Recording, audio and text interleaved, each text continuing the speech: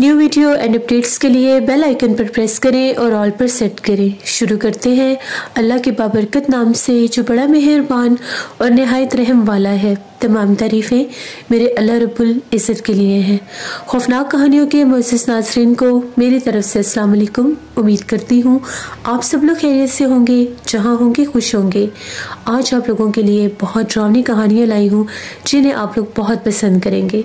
आज की पहली खौफनाक कहानी मदीहा शेयर कर रही है। मदीहा कहती है, हम लोग मियाँ वाली के रहने वाले हैं। आज आपके साथ अपनी ज़िंदगी में पेश आने वाली बहुत ही ज़्यादा डरावनी कहानी शेयर करना चाहती हूँ। आज से 7 साल पहले की बात है। एक शाम का जिक्र है जब मेरी अम्मी ने मुझे कहा कि घर में कुछ सदके का गोश्त रखा था। हम लोगों ने पहले वो किसी को देना था, जिनके लिए रखा था वो आए ही नहीं। उनके इंतज़ार में 2 दिन से पहले ही वो हम लोगों के घर में मौजूद था। अम्मी ने मुझे ये कहा कि ये गोश्त ले जाओ और जाकर जो पास में वीराने हैं वहाँ पर फेंक आओ। हम लोगों का इलाका ऐसे था कि वहाँ पर जैसे शहर का इलाका नहीं कह सकते, कस्बा टाइप जगह थी, तो कुछ कच्चे हिस्से भी थे, यानी वीराने और झाड़ियों वाली जगह भी थी और हम लोग आसानी से बाहर आया जाया करते थे। माहौल ही ऐसा था वहाँ का। मैंने वो गोश्त उठाया और मैंने चादर ली और मैं फेंकने के लिए चली गई। अभी मगरिब नहीं हुई थी, मगरिब से थोड़ी देर पहले की बात है।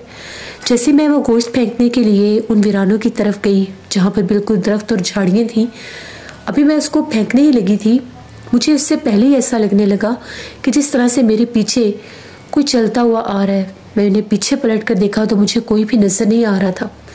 खैर मैं चलती चलती गई और मैंने वो जाकर 3-4 दरख्त थे, 2 बिल्कुल सेंटर से जैसे बैठने की जगह बनी होती है, मैंने वो जो बैग था गोश्त वाला वहीं पर रख दिया। अभी मैं रखकर पीछे ही हटी थी, मुझे एक बारीक सी आवाज़ सुनाई दी। जो ही मैंने पीछे पलट कर देखा तो मैं क्या दिखती हूँ, एक छोटे से कद की औरत थी। बहुत छोटा कद था उसका और उसका चेहरा बहुत ज़्यादा जैसे एजड होता है, अगर उसको पीछे से देखो तो एक बच्ची लग रही थी। वो उस बैग के पास खड़ी और उसने एकदम से वो बैग उठा लिया। मैं बहुत डर गई कि पहले तो मैंने इसे यहाँ पर नहीं देखा था, पता नहीं ये कौन है, और बहुत ज़्यादा स्याह रंगत की थी, कपड़े भी काले थे। उसने वो बैग उठाया और बड़ी तेज़ी से वो दरख्तों के अंदर चली गई। मैं उसी टाइम बड़ी तेज़ी से घर वापस आ गई। मेरा सर जो था वो बहुत भारी सा होने लग गया। मुझे ये हुआ कि शायद सदके का गोश्त जैसे मैं रखने गई थी तो उस वजह से ही मेरा सर भारी हो गया होगा। मैं घर आई, मैंने अम्मी को आकर बताया। अम्मी ने कहा कि जल्दी से हाथ मुँह धोकर वज़ू कर लो, मगरिब की अज़ान होने वाली है, नमाज़ पढ़ना। मैंने फ़ौरन से वज़ू किया, मगरिब की अज़ान शुरू होगी, नमाज़ पढ़ी। मैं बड़ी बोझल बोझल सी हो गई, जैसे मुझे बुखार है, मेरी तबीयत ठीक नहीं है। जब मैंने अम्मी को ये बताया कि मैंने वहाँ पर एक औरत को भी देखा था तो अम्मी ने ये कहा कि अक्सर ऐसे जगहों पर ऐसे लोग होते हैं जो आसानी से जिनको कुछ नहीं मिलता तो उनकी ये कोशिश होती है कि अगर कुछ मिल जाए तो हम ले जाएं। तो कोई बात नहीं, जिसकी किस्मत की वो चीज़ थी वो ले गए हैं। मैं चुप कर गई। मैं खाना खाने के बाद जाकर बिस्तर पर लेट गई। मौसम जो था, गर्मियाँ शुरू हो चुकी थी। कमरे के दरवाजे खुले हुए थे। मेरे वाले कमरे में अम्मी भी सो जाया करती थी और मेरी छोटी बहन भी अक्सर सो जाया करती थी। अम्मी जो थी वो अभी अब्बू वाले कमरे में ही बैठी हुई थी, भाई भी वहीं पर सोता था, मेरा भाई भी छोटा था। तो मैं अभी लेटी हुई थी, तकरीबन 12:30 पौने 1 बजे का टाइम होगा, तो मुझे नींद सी आने लग गई। मेरी बहन काफ़ी देर की सो चुकी थी। तभी एकदम से मुझे ऐसा लगा कि जिस तरह से मेरे चेहरे के ऊपर पानी के कुछ छींटे मार रहे हैं। मेरी एकदम से आँख खुल गई। मेरा चेहरा गीला हुआ था, खासे बड़े पानी के छींटे थे। मैंने पलट कर देखा, मेरी बहन सोई हुई थी, कमरे का दरवाज़ा खुला हुआ था और बाहर कोई भी नहीं था। मुझे बड़ा तजुर्बा हुआ कि ये पानी कहाँ से आ गया है। मैं उठी, मैंने लाइट जलाई, मैंने खिड़की देखी, खिड़की बंद थी, दरवाज़ा खुला था, पंखा भी बंद था क्योंकि अभी इतनी गर्मी नहीं थी कि पंखा चलाया जाए। फिर ये पानी के छींटे कहाँ से आए। खैर मैंने मुंह साफ़ कर लिया। बड़ी मैं परेशान कि ये कैसे पानी के छींटे आ गए। मैं फिर आकर सो गई। तभी तकरीबन 1 आधा पौना घंटा गुजरा होगा, मुझे नहीं पता कि रात का कौन सा टाइम था। फिर मुझे ऐसा लगा कि मेरे ऊपर पानी के छींटे आए हैं। एकदम से मेरी आंख खुल गई। जैसे मेरी आंख खुली तो मैं क्या देखती हूँ, जिस तरह से हम लोगों के कमरे के दरवाजे के आगे बरामदा था, उस बरामदे में जिस तरह से कोई औरत खड़ी है, बड़े छोटे से कद की है, क्योंकि मुझे इसके बाल नज़र आ रहे थे, इसके बाल खुले हुए थे। एकदम से मैं डर गई और मेरी चीख निकली तो वो गायब हो गई। मेरी बहन जागी और कहने लगी कि क्या हुआ है, तुम क्यों ऐसे चिल्ला रही हो। मैंने उससे कहा कि मुझे ऐसा लगा कि अभी यहाँ पर कोई खड़ा था। कहते तुम शाम से ही ऐसी बातें कर रही हो, शायद तुम डर गई होगी, तुमने कोई डरावना ख्वाब देखा होगा, सो जाओ आराम से। अब इतनी हिम्मत नहीं हो रही थी कि मैं उठ के अम्मी के पास जा सकूं। मैंने करवट ली और मैं सो गई। मुझे नींद भी आ गई फ़ौरन। अजीबोगरीब मेरी तबीयत हुई हुई थी। सुबह जब मैं जागी तो मेरे चेहरे के ऊपर बेतहाशा दाने निकले हुए थे, पिंपल्स निकले हुए थे। इतने दाने थे, ऐसे लग रहा था जैसे रातों रात मेरे चेहरे के ऊपर कोई इन्फेक्शन हो गया है या कोई जैसे पता नहीं हुआ ही क्या है, कोई चीज़ काट गई है। पूरा चेहरा मेरा जैसे रेड हो गया और पूरे चेहरे पर दाने ही दाने बन गए। अम्मी भी देखकर परेशान। मैंने अम्मी से कहा कि अम्मी रात को मेरे चेहरे पर पानी के छींटे आए हैं और मैंने किसी औरत को भी देखा है। अम्मी ने कहा बस अब तुमने जो वहम पाल लिया अपने दिमाग में ये वो। फिर अम्मी ने कहा कि चेहरे के ऊपर कुछ लगाओ, जैसे घरेलू टोटके होते हैं। मैंने वो लगाने शुरू कर दिए। दिन ब दिन चेहरा ख़राब से ख़राब तर होने लग गया। अक्सर बैठे बैठे पानी के छींटे आने लग गए। इसी दौरान 4 से 5 दिन गुजर गए। चेहरा ठीक हो ही नहीं रहा था। मुझे मेरी एक दोस्त ने बताया कि फ़लाँ फ़लाँ जगह है, उसी साइड से गुजर कर जाना था। तो वहाँ पर एक बुज़ुर्ग है, वो दम करते हैं, तो उनसे जाकर दम करवा लो। कोई भी एलर्जी हो, कोई भी ऐसे किसी को कोई ख़ारिश वगैरह का मसला हो तो वो दम करते हैं, तो उससे बंदा ठीक हो जाता है। तो तुम जाकर अपने चेहरे को दम करवा लो। किसी चीज़ का असर नहीं हो रहा था। मेडिसिन भी खाई एंटी एलर्जिक, इसके अलावा घरेलू टोटके भी किए। चेहरा ख़राब से ख़राब तर होता जा रहा था। अब तो मेरी आंखों के अंदर भी मुझे फ़ील होता था कि जैसे दाने से बन रहे हैं। मैंने अम्मी को बताया। अम्मी ने उससे जगह पूछी। अम्मी ने कहा ठीक है हम लोग चलेंगी। अम्मी और मैं हम लोग उसी साइड से जब गुजर रहे थे, मौसम बहुत ख़राब था, बादल बने हुए थे। असर के बाद हम लोग गए। अब हम लोग जैसे ही उन दरख्तों को क्रॉस करके आगे गए, बिल्कुल वीराने थे। जैसे दरख्त होते हैं, झाड़ी होती हैं, खाली बंजर जगह होती है। वहाँ पर हम लोगों ने देखा एक छोटी सी झोपड़ी थी, जैसे खाना बदोश होते हैं उनकी झोपड़ी होती है, वैसी एक झोपड़ी थी। उस झोपड़ी के पास एक सूखा हुआ दरख्त था। उस दरख्त के ऊपर एक झूला बांधा हुआ था। उस झूले के ऊपर वही जो मैंने औरत देखी थी छोटे से कद की, वही औरत उस झूले के ऊपर बैठी हुई थी और वो जिस तरह से झूला झूल रही थी वो इतनी डरावनी थी। आज मैंने उसका चेहरा रोशनी में देखा था।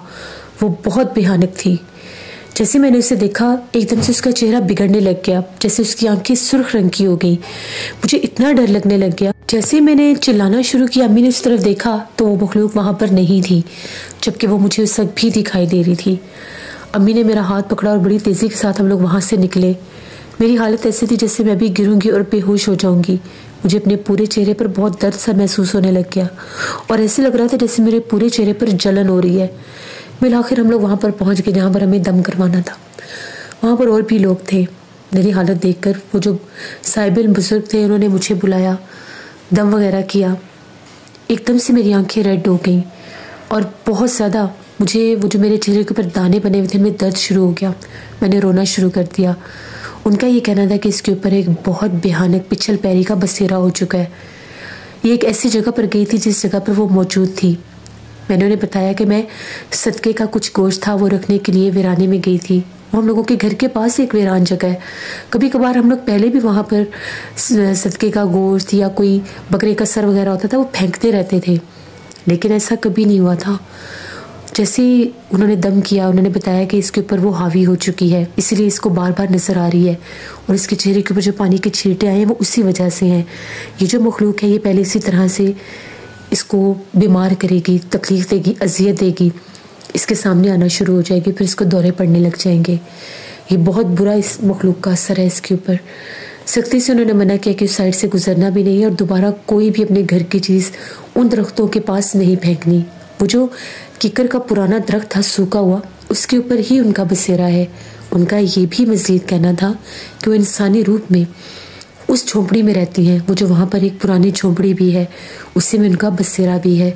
इंसानों का रूप उन्होंने इसलिए लिया हुआ है ताकि कोई भी चीज़ आसानी से मिल सके या किसी भी इंसान को शिकार बना सके।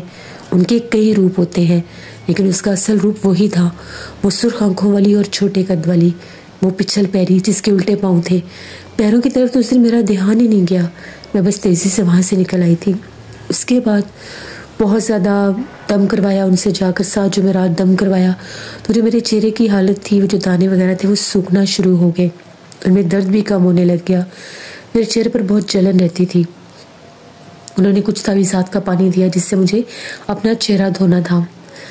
उनका बाकायदा ये कहना था कि 41 दिन मैंने कोई भी किसी किस्म का भी मीट नहीं खाना।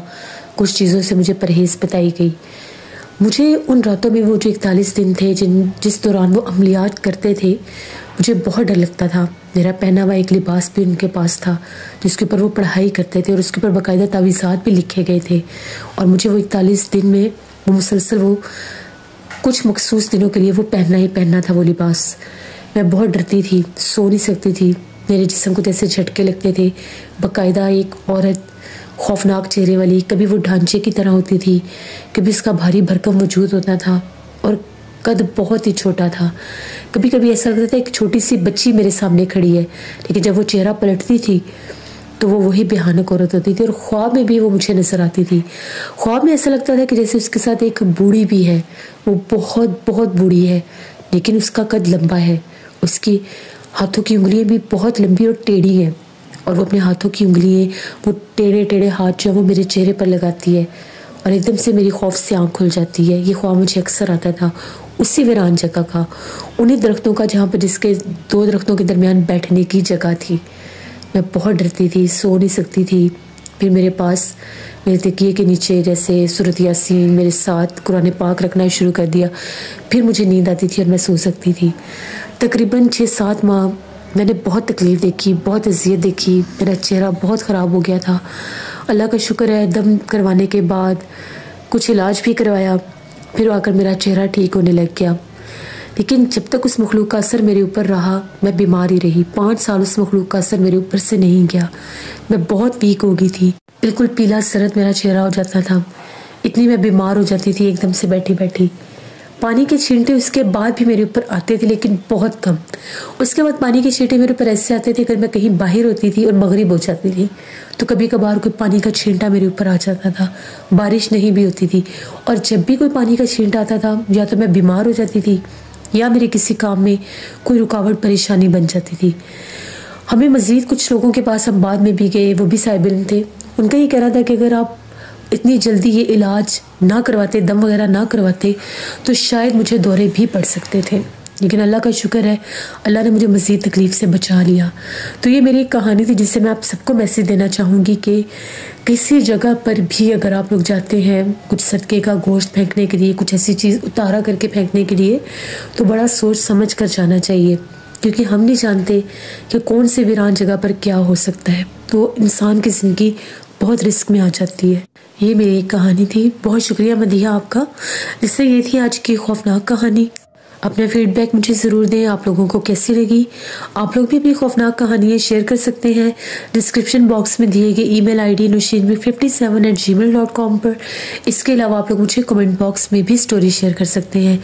इंशाल्लाह हॉरर स्टोरीज उर्दू पर कल से स्टोरीज रेगुलर आएंगी, उसको भी विजिट करिएगा और सब्सक्राइब करिएगा। अपना बहुत सा ख्याल रखें, अपनी ढेरों दुआओं में मुझे, मेरी फैमिली, मेरे पूरे पाकिस्तान को याद रखिएगा। Thank you for listening my stories. Stay blessed. Allah निगहबान।